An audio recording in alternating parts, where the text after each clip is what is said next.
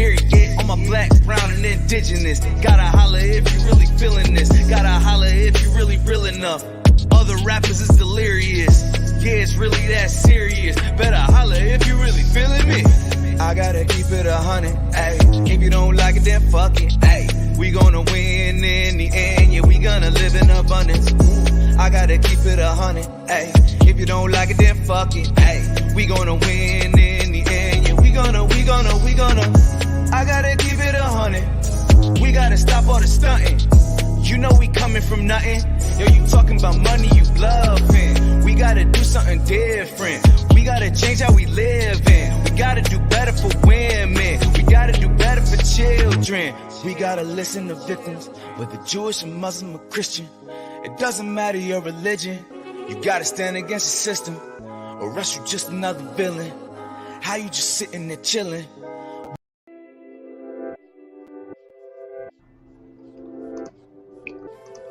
Yep. Peace, everyone. Here we are back again.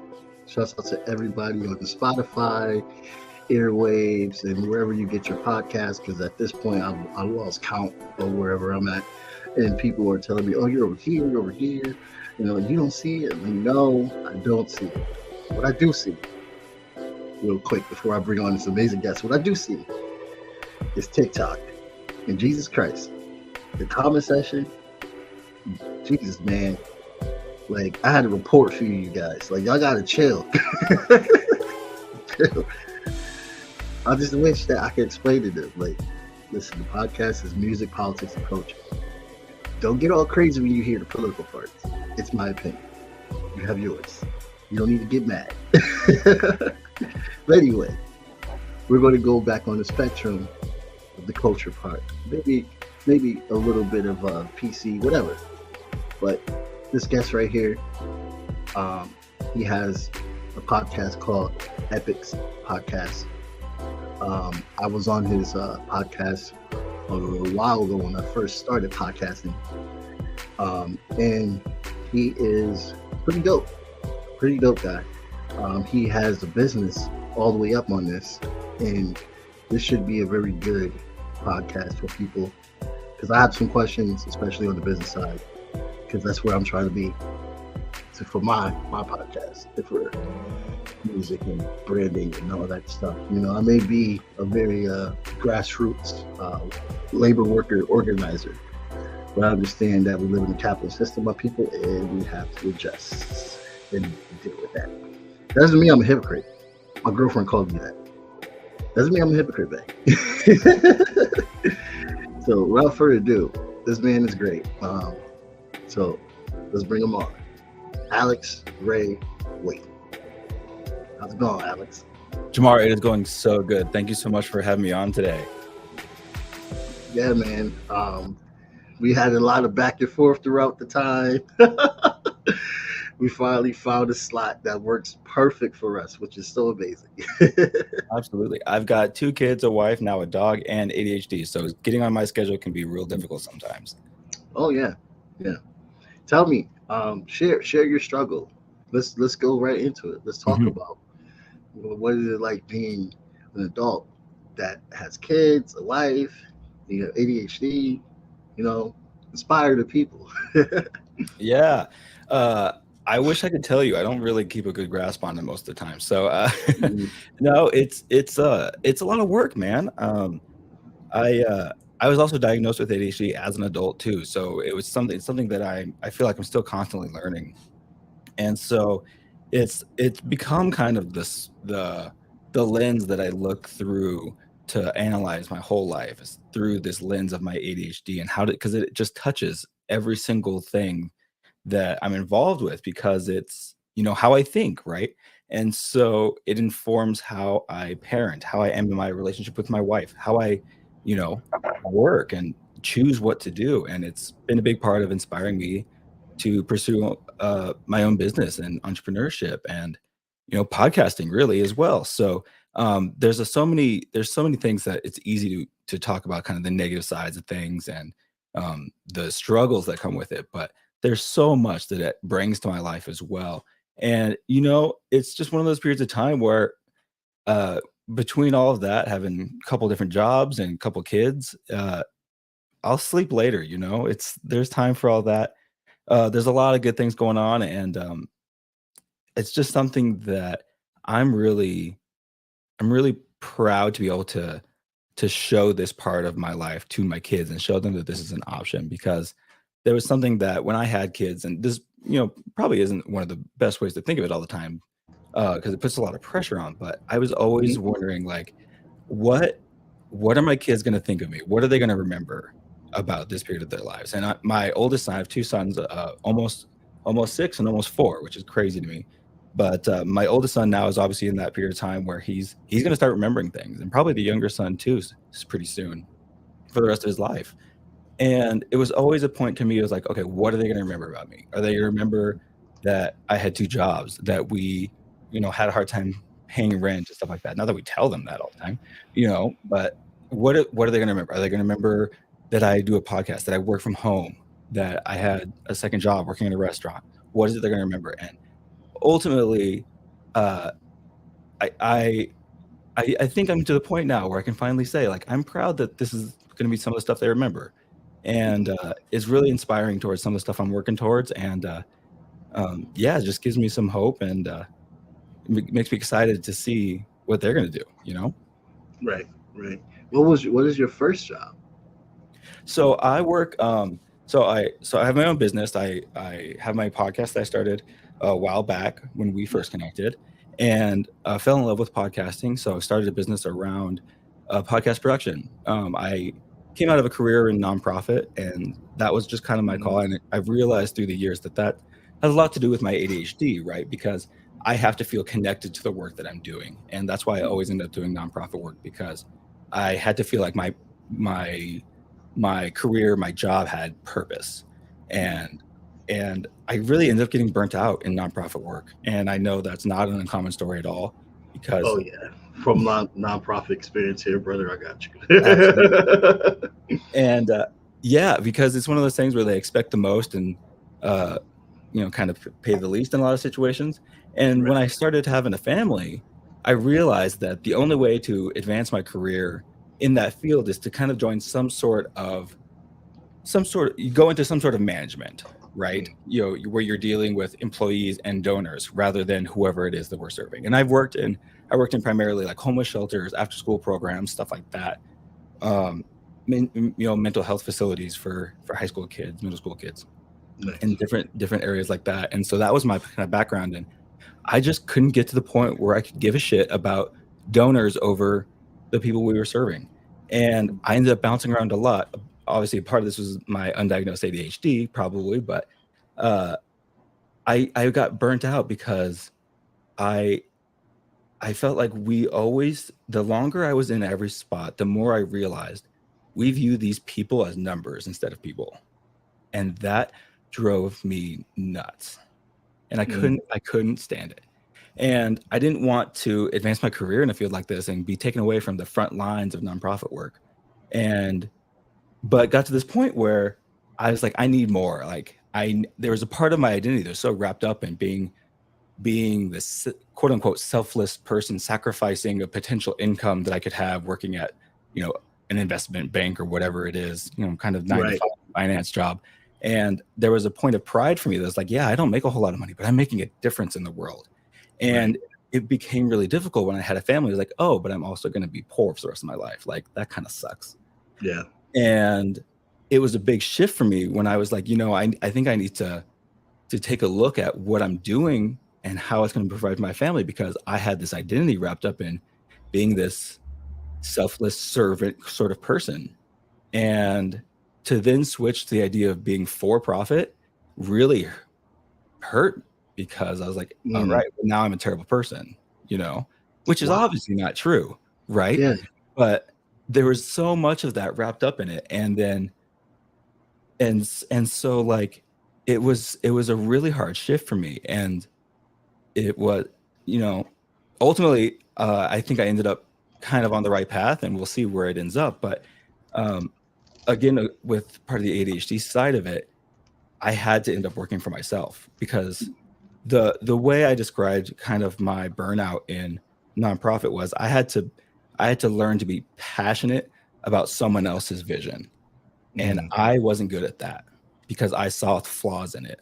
You know, it ended up with people being members and stuff like that. And so that's what led me to kind of entrepreneurship and the podcast and being in control of what I can be passionate about. And I'm excited about it, to be honest. Yeah, Alex, while you were talking, there's just so many similarities that I felt when you were just explaining your journey of just being into the nonprofit realm and thinking that what you're doing is for a purpose and you see it as a purpose and you're doing the best you can, but the entities that created this situation that you have to, deal with, they don't see it the way you see it. And it's hard to even, you know, deal with that factor when you're dealing with a family, which is the part I can't relate to yet. I'm in a relationship for a long time, and maybe that will be our future. But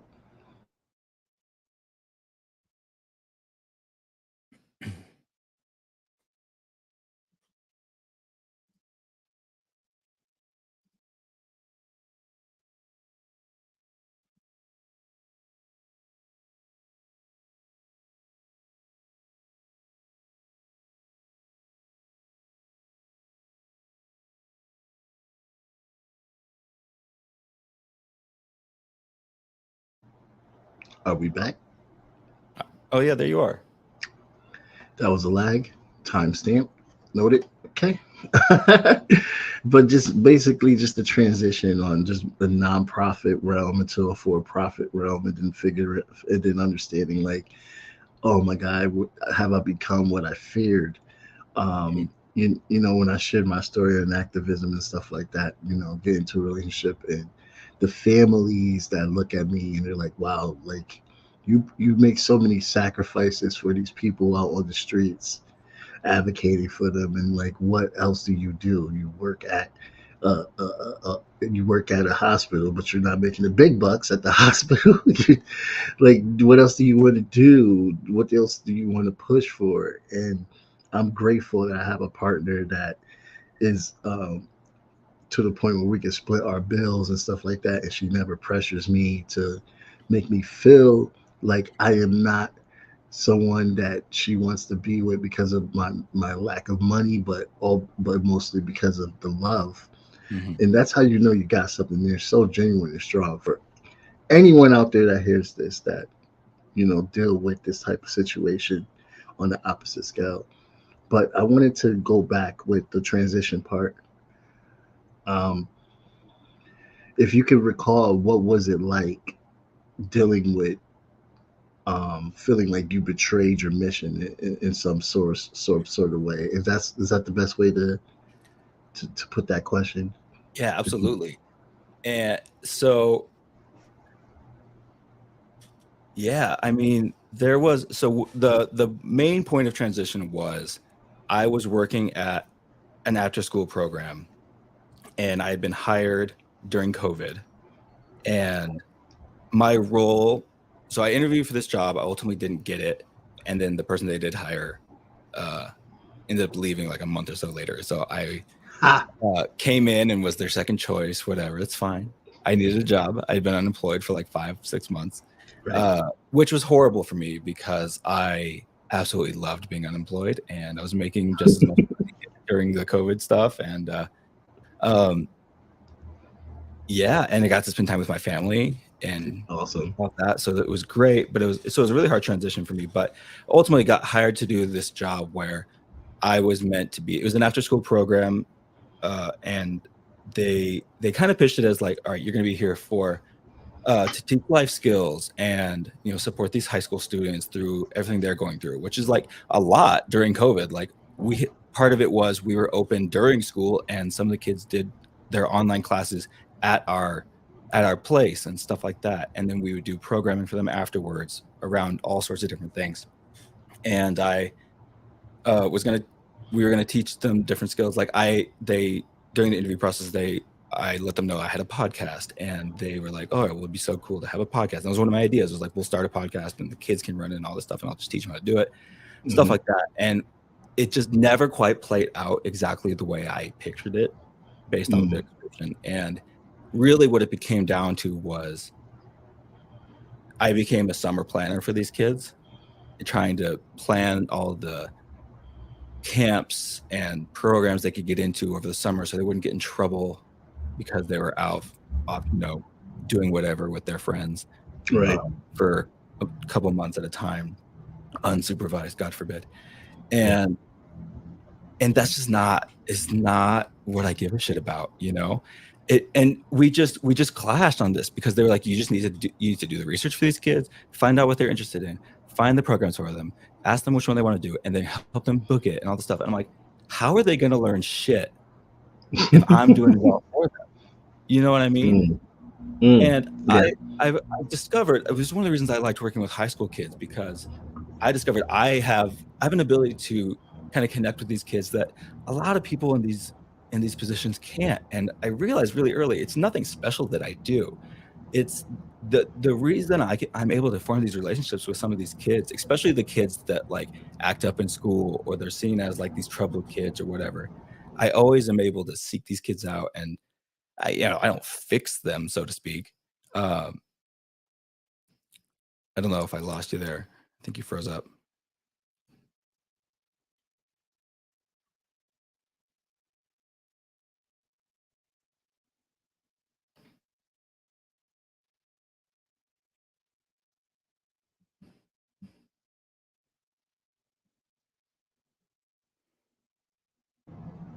You hear me? Yeah, I got you back now. Okay. All right. Time stamped again. All right. So I I hope switched someone Wi-Fi. else So hopefully understood this that. doesn't happen again. Yeah, you're good. Like I said, I don't have. We can go over if we need to. I don't have any time restraints on me right now. But yeah, there's nothing special that I do with these kids. What I realized it is if you treat these kids like adults and don't make them earn your respect, or don't expect them to earn your respect, Hmm. they appreciate that. It's Yeah. just one of my things is like, people deserve respect whether they've earned it or not. And you have Right. the opportunity to lose it with me for sure. But you don't have to earn it. You don't start at zero and then earn it from there. And that's just one of the things. And then treat these kids like adults. Don't baby them.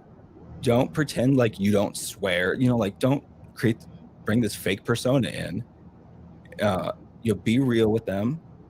Understand what they're going through. Don't try to fix it. Tell them shit sucks. Yeah. And that's what I came in to do, and that's what I was good at. That's why I got hired. And having ADHD, I'm like, I'm not a good summer planner. I'm not a good planner for myself, let alone for these kids.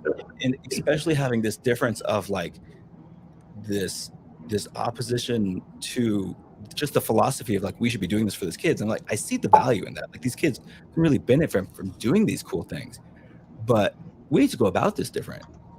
Like, they don't just sign up for our program and then have their summer plan for them, and then we find a way to pay for it. Like, that was the best part. Like, we give these kids opportunities they wouldn't have otherwise, but like, they need to be involved.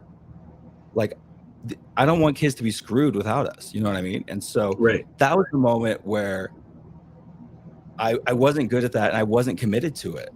And so I became a shit employee because I disagreed with them on that kind of philosophical level. And I ultimately ended up getting fired because I wasn't meeting kind of those benchmarks that they wanted me to, in terms of like getting X amount of kids into X amount of programs or whatever it was. And because I told them, like, this isn't the way I work. This isn't what I'm good at. This is not my opinion of how we should be spending our time. And they didn't care, and that was fine. And so I ended up getting fired. And right before I got fired, I was like, you know what? I think I need to quit. Like, I'm not happy here. I'm bad at this part of the job. I need to. And that's when I made the decision to kind of switch paths and try to do something more for profit. And at the time, I had just started my podcast, and the idea was that the podcast would be my purpose, kind of social justice outlet. and then I was going to try to compartmentalize a job into a job, providing for my family. That's what it is. And started looking for different sorts of business jobs. Wasn't getting a lot of feedback. Having a career in nonprofit, I knew I had the skills for a lot of these positions that people just didn't see. It's just a different world. And ultimately got to the point where I had a referral for this specific job that I could have done so well, and I would have not enjoyed it, but I would have made decent money at it, and it would have worked.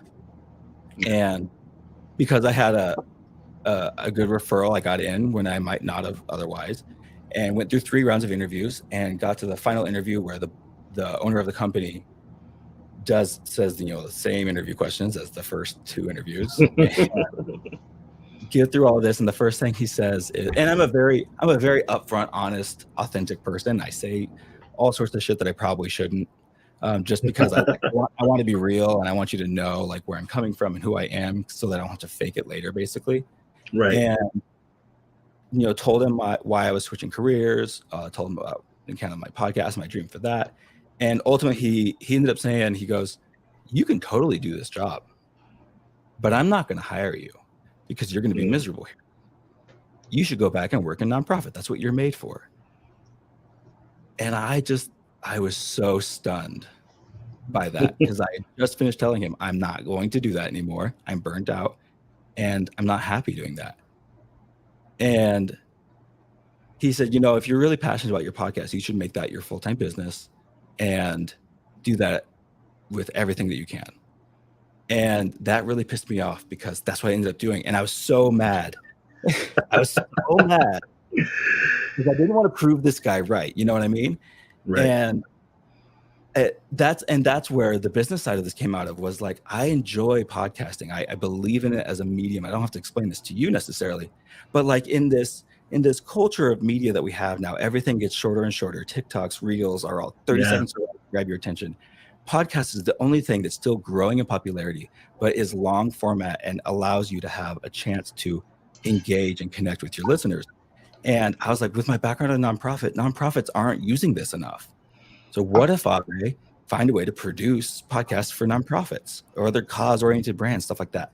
And so that's what my business came out of. And I honestly, one of the biggest things I wrestled with was, do I prove this guy right? Who I'm never going to talk to again. Like he'll probably never know that I'm starting a business, and definitely won't know that it's based on his suggestion, which it wasn't. I came to this on my own, but I almost didn't do it because I didn't want to prove this dude right, who turned me down, wrong about me, in my stubborn mind, at least.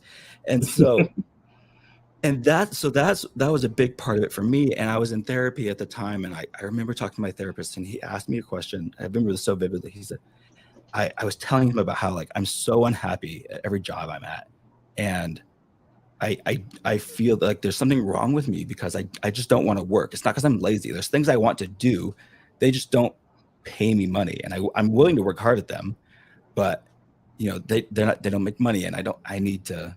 Nothing that I've done for financial compensation has ever been something that I've enjoyed doing.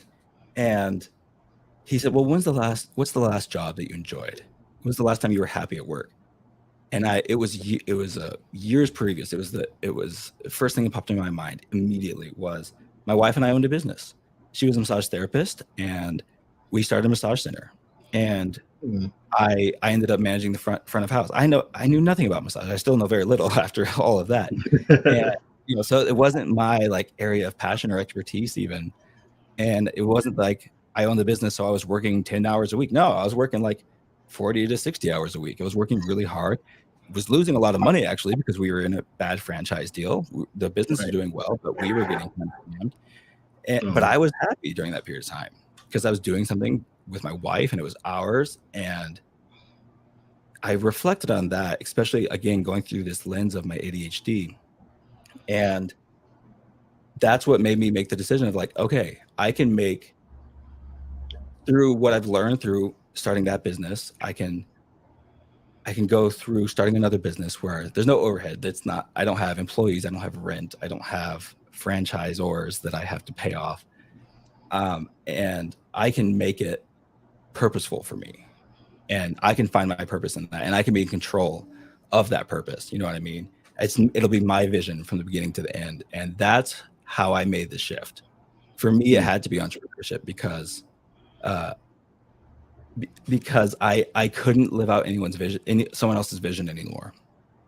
And one of the things that really scared me about that was I fell in love with this idea, and I really got excited about it. And I ultimately almost didn't pull the trigger because I was terrified of it not working, which is always an option, right? There's always a possibility. Yeah.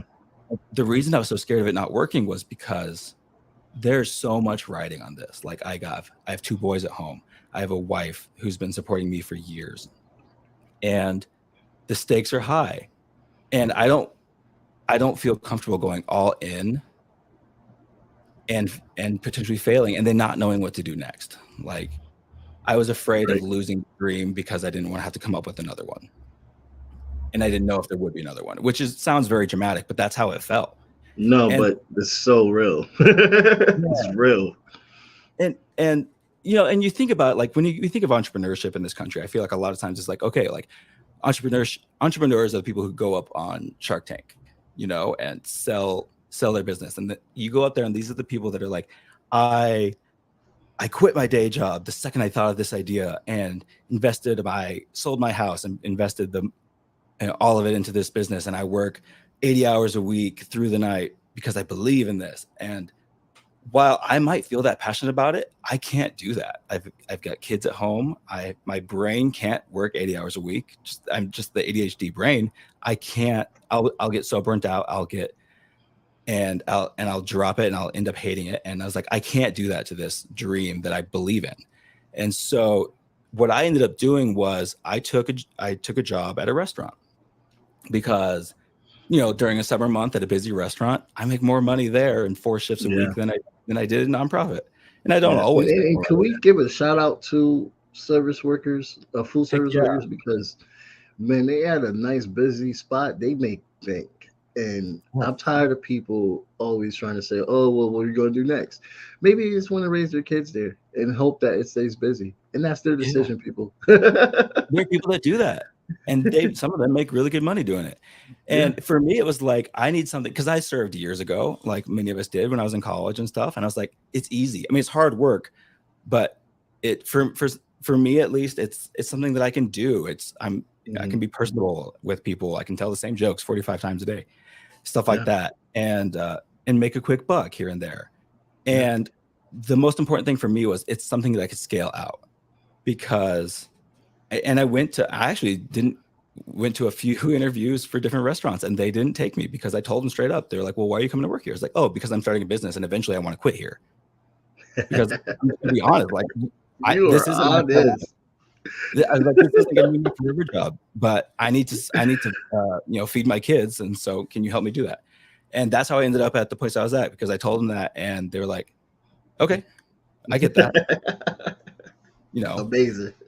And shout out to that place. Yeah, for sure.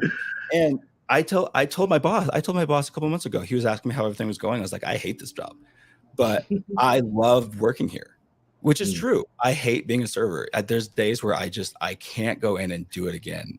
And it feels so soul crushing, but I'm not quitting until my business is ready for me to quit, because it allows me the freedom to not put that pressure on my business. It doesn't mean that I don't believe in my business. It doesn't believe that I'm not passionate about it or that I'm not working hard on that, but I need that safety net because the stakes are too high for me.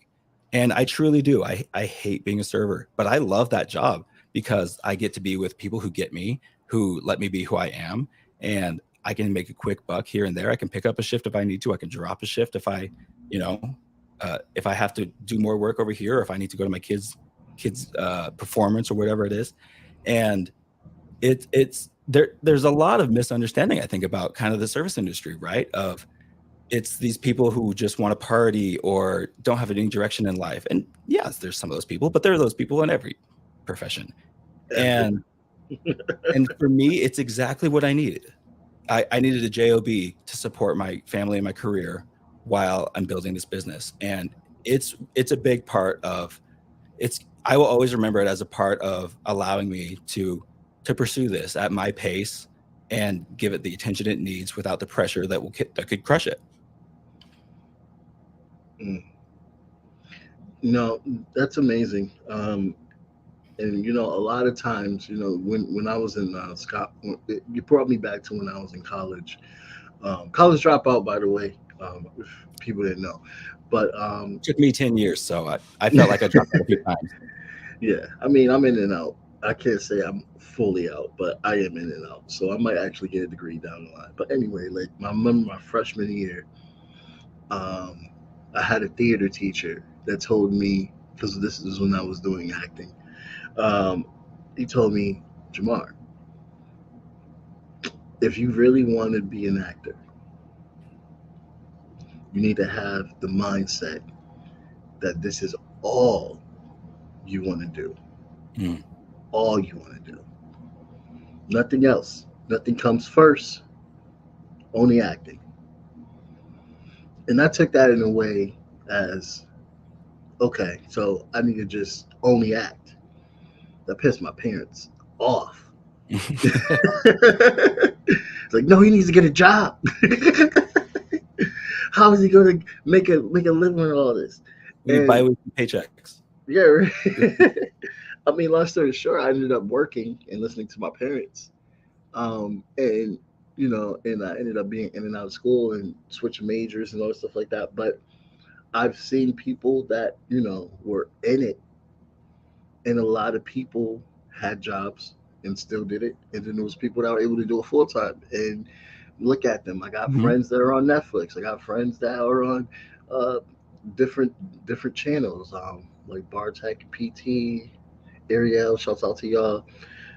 They're doing it, but those are few success stories that were able to do it because they had everything working for them. The reality is that you need, because you in the system, you're going to be on your own. You have to find a job, and you have to be just as strong as those people that are completely able to do it 100%. And I feel like there's a way that you can get out of this hump Mhm. and almost be just as great as they are, but it's the focus, which I love, because that's something that I feel like I couldn't do because I'm too busy letting the job take it away. But now I'm like thinking about that now, as you talk about the podcasting, and building your business while working a job. That's like exactly what I'm like, damn, that's kind of like what I'm trying to do now. Mhm. But I'm always thinking, like, what do I need to cut off? What do I need to cut off? And it's Yeah. like, that's the realization that I need to understand. What is it do I need to cut off? Like, I'm listening to you and I'm just like thinking of myself, like, this guy is making a lot of sense. And it's not this is one of the things I want people to understand is, just kind of like you're saying, there's different paths to get to where you want to go. I Right. mean, for me, if I had decided to, just quit my job and go all into my business, there's a chance that would have worked. Mm, And I would have been thrilled if that happened. But the chance of it not working is also real. And the consequences of that were something I weren't willing to put my family through. right. And so for me, it was like, okay, is there a chance that this will work if I'm splitting time? I think so. But it Hmm. takes the pressure off of it for me. And that was important because it's like I'm not gonna sacrifice, a survival of my kids, to be dramatic about it, for the sake of my dream. That's not fair. But it's something that I think we do a really poor job of in this culture is like trying to find the one size fits all for everything. That's never going to work. I remember back when my wife was pregnant with our first kid, I was like freaking out. I was obviously very excited, but freaking out because I know nothing about babies. I know nothing about pregnancy and all this stuff. I bought pregnancy books, right? I read through the first chapter of probably 5 of them and then never read them again because I quickly realized that, and this is true about a lot of the parenting books I've read, all sorts of things. I realized that there's no way you can project what's going to happen in any given pregnancy, any given kid. Yeah. And there's nothing you can do to put a message out there that will work for everyone. And not saying you shouldn't put your message out there, you shouldn't try to help people, but we as consumers, we need to realize, and we need to do the work to figure out, is this going to work for me? Does this fit for me? A lot of times it can, a lot of times it doesn't. And so that's what I think I really want to break for my kids. I hated that I went to college for a long time, because I took 10 years to graduate because I didn't know what I wanted to do, but I went right out of high school because that's what you're supposed to do. That's what they tell you, right? And I have a degree now that I don't use. My degree's in Spanish and business. I guess I use some of my business stuff now. Mm-hmm. And I talk shit with the cooks in the back of the restaurant, in Spanish, but at that job.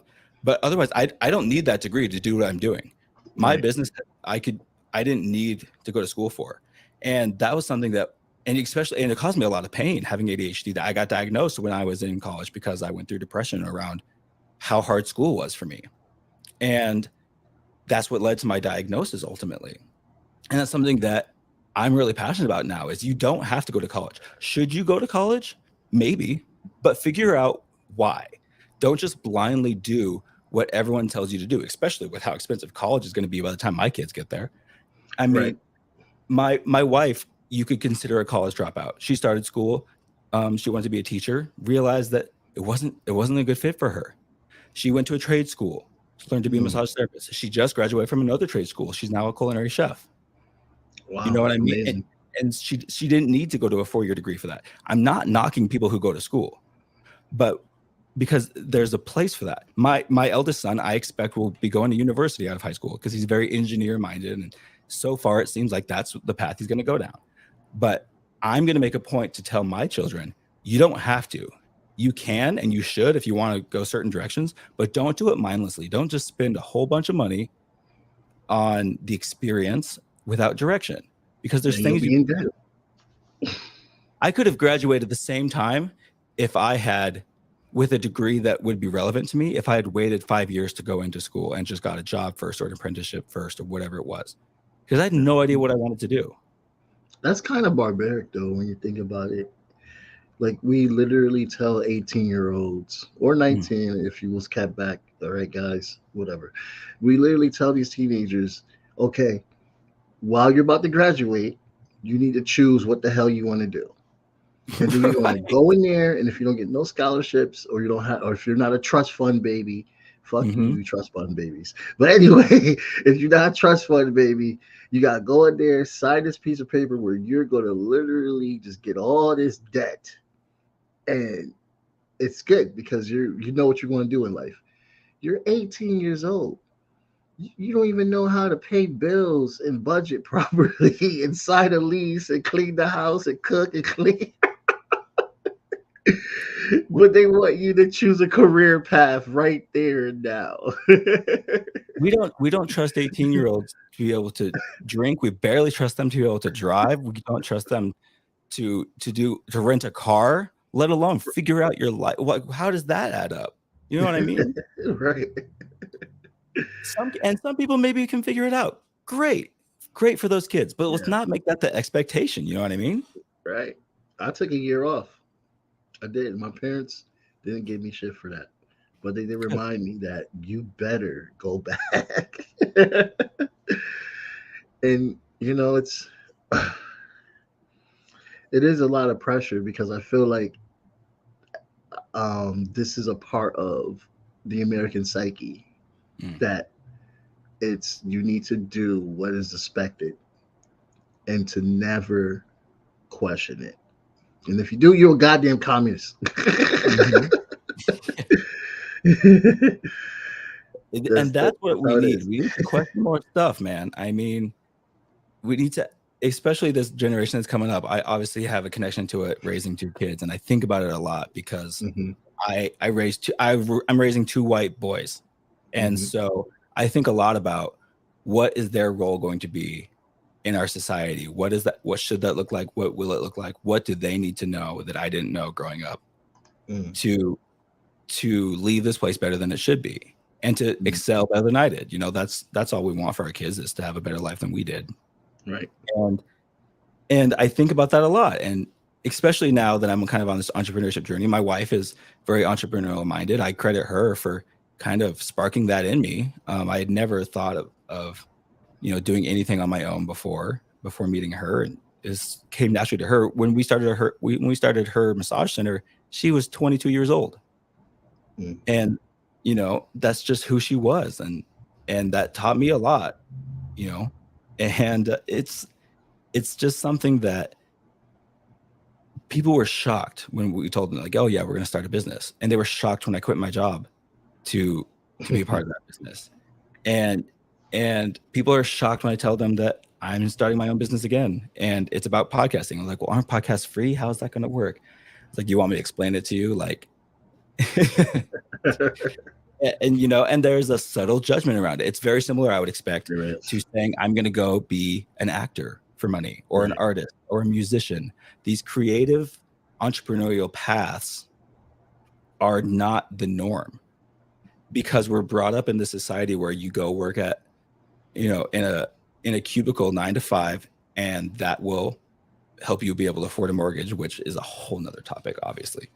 But and then that's what you do, and you go home and you be a dad. Well, for me, like, a lot of this came from, like, my wife and I, we're really passionate about living out our values, and that a lot of that was I benefit for having a great therapist that we've had for over 5 years, and that we see together, and really makes us figure out what our values are. And a big value of ours is family. I don't want to work a 9 to 5 job, because I want to be there and available for my kids. That's, to me, the draw of entrepreneurship, is I can control my schedule. And it's not because I'm lazy, again, which is something I hear and experience a lot as someone with ADHD, but I want to be able to prioritize in a way that I don't have to sacrifice being with my family. I want to be the dad who does drop-offs and pickups. And I'm oftentimes one of the only dads there. And I want to be the dad who doesn't miss any games, or performances or recitals, whatever it ends up being. And that's one of the things I love about my business, that as I grow, it's going to take more time and more energy and more effort, but I can be in control of it. Particularly for something about producing a podcast, I can do that after the kids go to bed. I can do that or when they're at school, or on my time. And that's one of the things that has really made me fall in love with entrepreneurship, is because I get to be in charge of my priorities. Yeah. Freedom. That's real freedom right there. And I totally respect it. Why the name Epics podcast? So I had the idea for my podcast years ago, and it came out of, I really was always feeling this kind of draw to do social justice work, and I didn't know how to do that as a straight white dude without taking up space for someone else. And for me, sorry, I'll give a little bit more backstory than you might have asked for, but no problem. You got time. For me, that's one of the things where I actually originally was going to be a pastor, and for me, a big part of that calling, which I hate that word calling, but that's another rant. That was to do social justice work, and using the church and the influence of the church to make social progress, particularly around a lot of these key issues, and especially within the church. A big part of it was elevating women on that platform. And I got to the point where I looked at my wife and I was like, I can never be a lead pastor, because the whole point of me going into ministry work is to create churches and spaces like this that are led by people who don't look like me. So I don't know how that's going to work. And also, had a really hard time over the past couple elections that we had, seeing myself being able to be successful doing that kind of work with that church association. not saying you can't do social justice work in the church. I didn't feel comfortable with it, with what we went through as a country over those past 2 elections. And ultimately ended up having a crisis of faith that, we'll see where it ends up. It's still probably ongoing, but that's ultimately what started the idea for the podcast, because it was something that I could do to scratch this social justice itch without feeling like I'm taking up someone else's space. And the whole premise of it was, I'm going to have people on to tell their stories. And what I'll say on the podcast all the time is that I believe the foundation of hate and discrimination in our world comes from a lack of understanding of people who are different from ourselves. And when we hear someone's story, it humanizes them in a way that really starts to erode that foundation of hate and discrimination, because we get them more.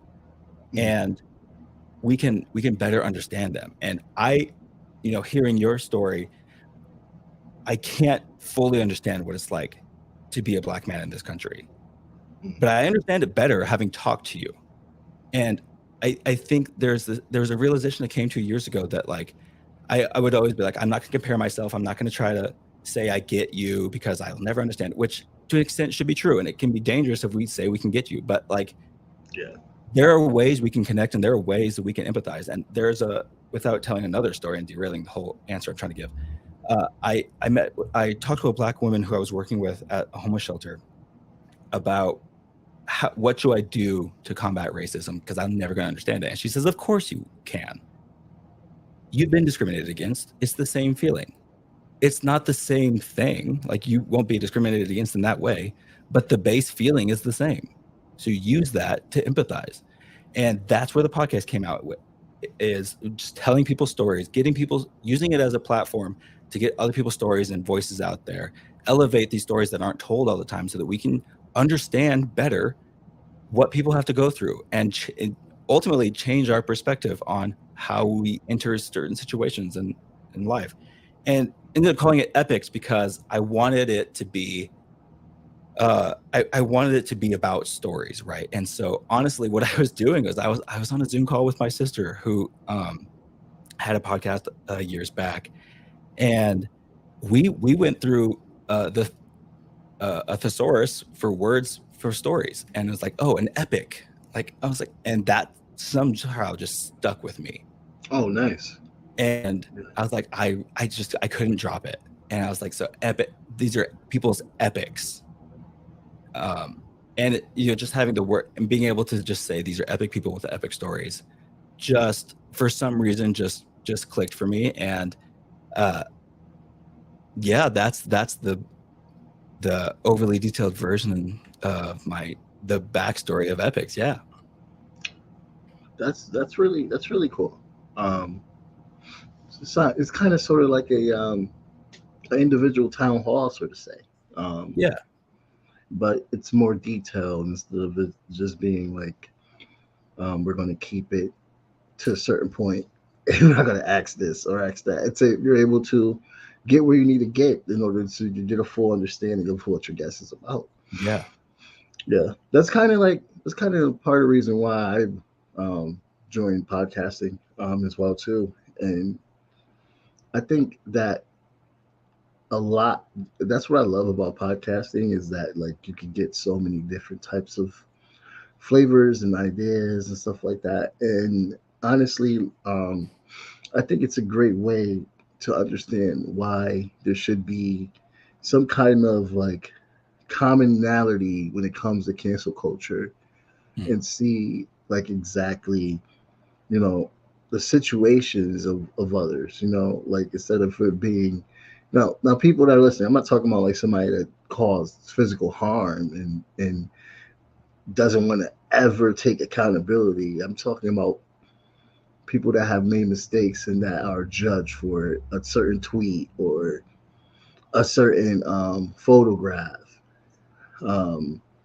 maybe a culture appropriation situation.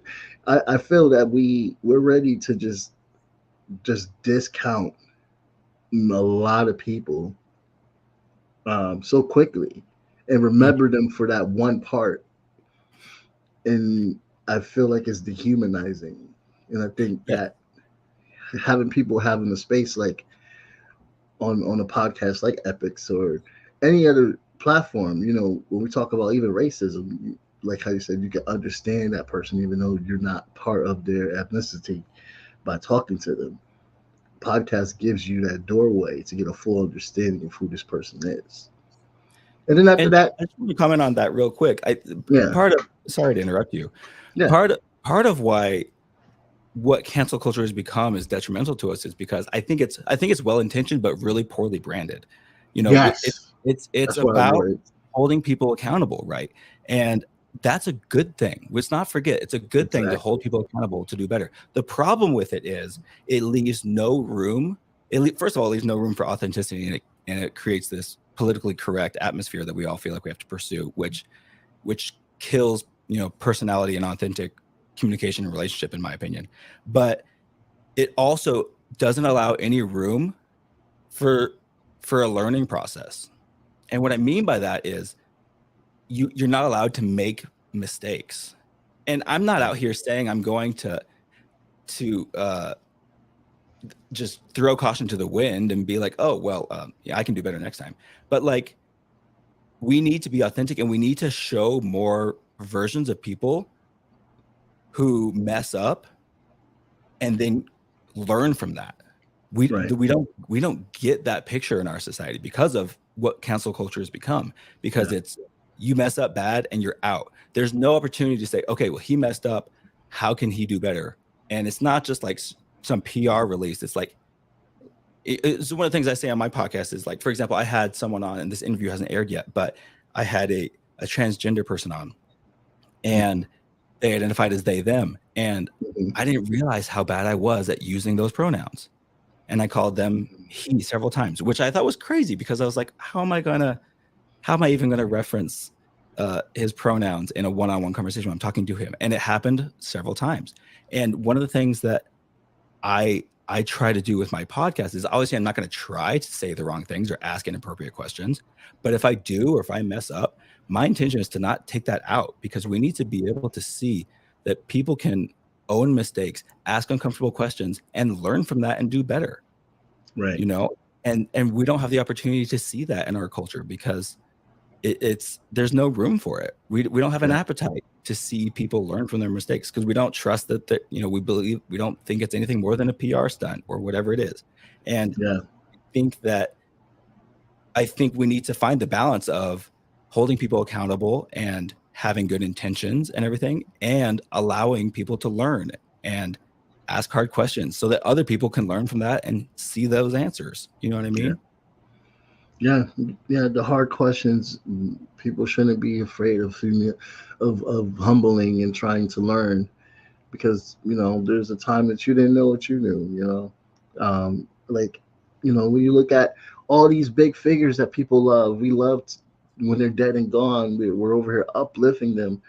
But if they lived in this era and Hmm. social media was out, would they still be able to be as popular if you want them to be? Because, like, I mean, look at my heroes. Malcolm X, he was in prison for doing a lot of fucked up shit before he became who he was.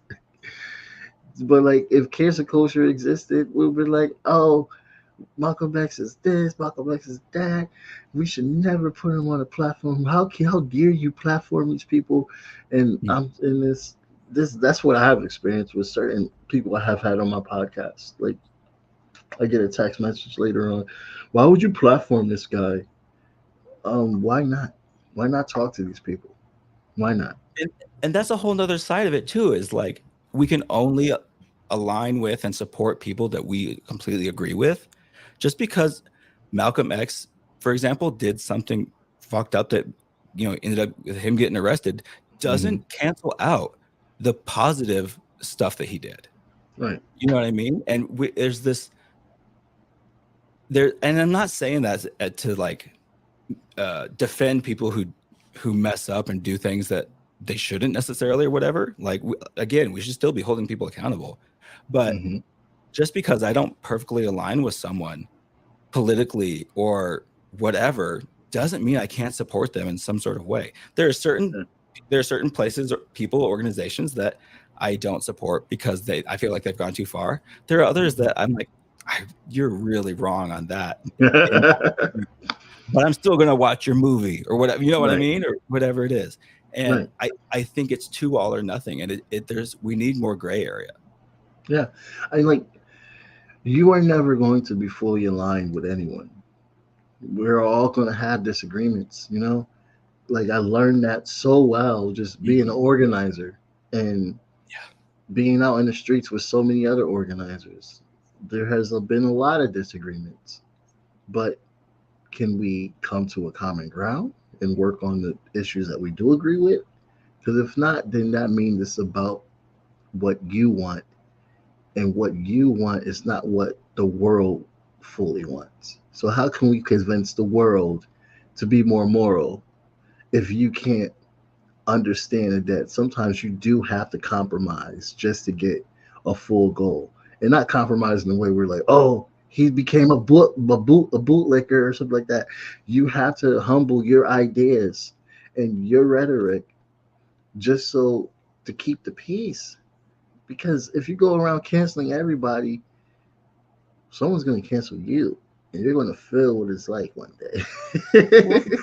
it's subjective, right? You know, Yeah. the idea of canceling someone is just like I don't agree with you, therefore I won't support you. That's so ridiculous if you think of it as the other way around. It's like, okay, I have very strong beliefs around obviously very controversial topics. And what I want, so for example, I've had a few people who are transgender or gay on my podcast, and would I want someone who doesn't share my values about homosexuality to listen to my podcast? Heck yeah.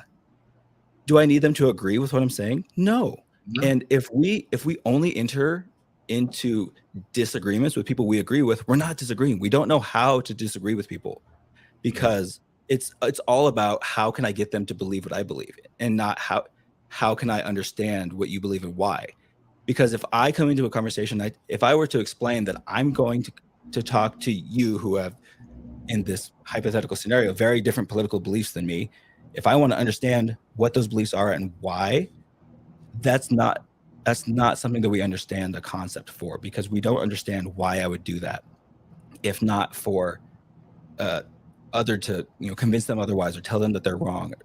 But we need to find that common ground, because there's stuff that we can agree on and there's stuff that we can't, but we need to be able to disagree in a way that maintains these points of relation, that we can interact and exist together even if we Yeah. disagree.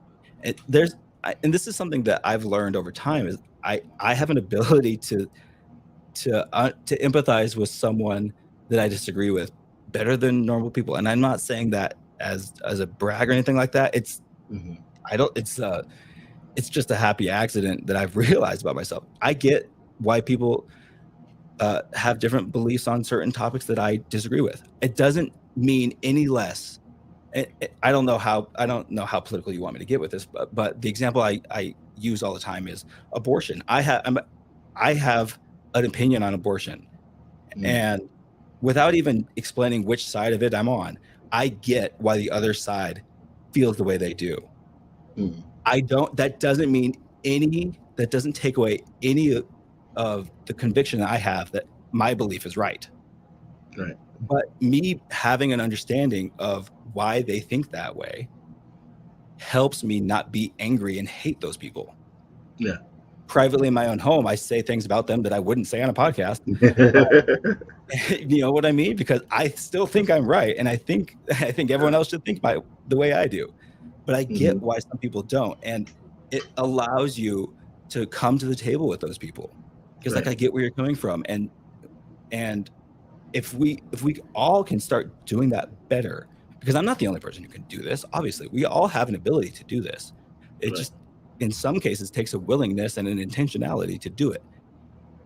If we It's a all big do planet. that, then we'll be able to find that common ground, because we'll be Right. willing to just come to the table instead of saying, well, like, I'm clearly not going to talk to you because you voted this way. Yeah. Yeah. Yeah. I blame the media so much for this. They have found a way to get us to not be honest with each other so strongly, and to always think that there's others to fear instead of fearing ourselves and what we are doing. to ourselves and allowing what is happening. Um, I blame them so hard. I've ranted about the media all the damn time because it's just it's clear as day with their hypocrisies, but it's hard to see it when you don't notice it, and then you bring it home. You bring it home, and then you bring it in your brain, in your mind, and it's easy to just discontinue people instead of trying to actually talk to someone. Like, say you have a conversation with somebody that's like, if you can't reach them, at least you tried. But this don't be like, oh well, they think the color's green, so I'm just not gonna talk to them ever again. And you shouldn't talk to them ever again. If you do talk to them, then you're a problem too. You're complicit, and we're Right. gonna blast you all on motherfucking social media. Example. Email your job. It's like it has gotten to the point where disagreeing is almost becoming a death sentence. And it's like, no, I wasn't raised that way. If I didn't fuck with you, I avoided you. I didn't talk to you. I didn't go around and be like, hey, don't talk to so and so because they believe this, and that. Like, uh, it's too much, man. And it's hindering. It's hindering so Well, and much. specifically to the media, like we don't, as a culture, understand what they are. They're a business, and Yeah, they have figured out that we don't want to be. We don't care about how honest they are. They yeah, figured that out. They're trying to make money. That's what they care yep, about. It's not a public service. no, It's a business. They're trying to make money, and they figured out they can make money by telling you what you want to hear, yep, regardless of how honest it is. And yep. I'm not pointing fingers at anyone. That's what they all do. They all are trying to make money. The best That's it. example, um, shit, I have to go because my girlfriend is like hit me up. But I want to give an example of what the best example. Um, Trump was on the town hall meeting in CNN. Right. After he did that, everybody freaked out because the people that freaked out, I guess they assumed that CNN is the left. But if you look at who is a part of CNN, a lot of them comes from Fox News. Or they go to NBC. CNN is being in between. The lady that interviewed Donald Trump was formal was a former Fox News host in the morning. So it's like you're yelling at CNN for doing what they've been doing this whole time, Ocasio Cortez. You're yelling at them, assuming that they're the voice of like liberalism in the left, but they have been in cahoots with the right the whole time. They have hired them on their payroll. They let them bring out their perspectives. They are right wing just as much as you think they are left wing. They are doing both sides and they're playing people so good. But we don't know that because they don't be like, okay, we're going to hire this personnel who comes from Fox News. No, they just put them on. And since you're watching CNN, you just automatically assume, well, they're on here, so they are in line with me. No, they're not. No, they're not. And then you're freaking out, yelling at the screen because you didn't look at the backdrop details that, oh, she was on Fox News, or oh, he was a CIA official before he came here, or like, And to take it even deeper, we all care. It matters to us for some reason if right. we agree with them. Like Hmm. I It saw, matters. during the elections and stuff, there was a series of posts that I saw about like we should make elections like the Masked Singer. Like we don't say their gender, we don't say their age, we don't say their race, we don't say their political party. We just let them say what they want, say what their points are, and we vote. And then at the end, it's like, "Bah, you elected a Republican or a Democrat or neither," And Yeah, it should be about the person and what they believe, not about the party that they've tied themselves to. right, right. I agree with that. I do agree with that. But that's just exact. That showed me exactly where we're at. It's like a cult mentality, and it's not genuine. And we got to stop that cult shit because it doesn't work. Look at Jim. Look at Jim Jones. What did he do? Put everybody. I'm being dramatic, but this is exactly where America's going, man. We the Kool Aid, bro. Like, stay away from the Kool Aid. It's gonna kill you. You're gonna screamed out loud, thinking that, oh, I thought it was this way, and it was that way. They always backpedal 24/7, and then you're over here like, well, I agree with this, and oh no, I don't agree with that, and more information came out. Wait until everything come out for you to make a decision. Like, there's innocent people at stake too. Not everything you hear is the truth, and a Mhm. lot of you hear is the truth. So I'm just like, make your own distinctions, and just don't be dramatic on your own distinctions. Like, so just grow up. Like, there's a lot of things I can be mad about, but I don't. I try to, you know, use my Exactly. platform to just express it. Like, but I know damn well that what they are, and you got to know that they're rich. They don't care about your opinion. They're making They care money about while your you're out money. here canceling people. Like, that's all they care about. Oh, you're still gonna pay that subscription every single month anyway. So, Mhm. Mhm. like Netflix, you know, like they just sat there. People are like, all right. Oh my. See, I'm a queer person, so I can say something. Like people literally gave all that shit about fucking Dave Chappelle, yet they still be talking about, oh, I'm about to boycott Netflix. But then I see you next week talking about a show you love on Netflix. Mhm. I see you next week talking about somebody show you like on Netflix or some actor you saw on Netflix. Oh, but I thought you was gonna boycott Netflix because of what Dave Chappelle said. Shut up. You emotional. You don't really care. You just want to be with the hype, bro. Like, Bandwagon persona, you know what I mean? right. It's a front. It's all disingenuous and not authentic anymore. It's not. It's not. Well, Alex, I gotta go because I'm getting hit up and everything. Um, so Epic Podcast, your Instagram. That's where they can find you. And where else? Yeah, so you can find me. My Instagram is a great place to start. Epics Pod is our tag. So Epics with an SDOD. You can go to my website epicspodcast.com and Awesome. definitely feel free to reach out. Let me know what you think. If you are someone who thinks your story should be told, and we would all benefit from learning what you've been through, hit me up. We'll have you on. Word. That's awesome. Well, I want to thank you so much for coming on, and I'll definitely will have the link in the description so everyone can definitely see it and check it out. And I hope you enjoyed the rest of your day. And for everyone that's listening, I hope you also have a really good day. And let's just treat each other better. I guess that's the moral of the story, right? And I'll talk to you later, Alex. You have a really good day. Jamar, thank you so much for having me on and for everything that you're doing in this space as well. I really appreciate you. I look forward to connecting again soon. Thank you. I appreciate you too, brother. Thank you. Blank period, yeah. I'm a black, brown, and indigenous. Gotta holler if you really feeling this. Gotta holler if you really real enough. Other rappers is delirious. Yeah, it's really that serious. Better holler if you really feeling me. I gotta keep it 100, ayy. If you don't like it, then fuck it, ayy. We gonna win in the end, yeah, we gonna live in abundance. I gotta keep it 100, ayy. If you don't like it, then fuck it, ayy. We gonna win in the end, yeah, we gonna. I gotta keep it 100. We gotta stop all the stunting. You know we coming from nothing. Yo, you talking about money, you bluffing. We gotta do something different. We gotta change how we live in. We gotta do better for women. We gotta do better for children. We gotta listen to victims, whether Jewish or Muslim or Christian. It doesn't matter your religion. You gotta stand against the system.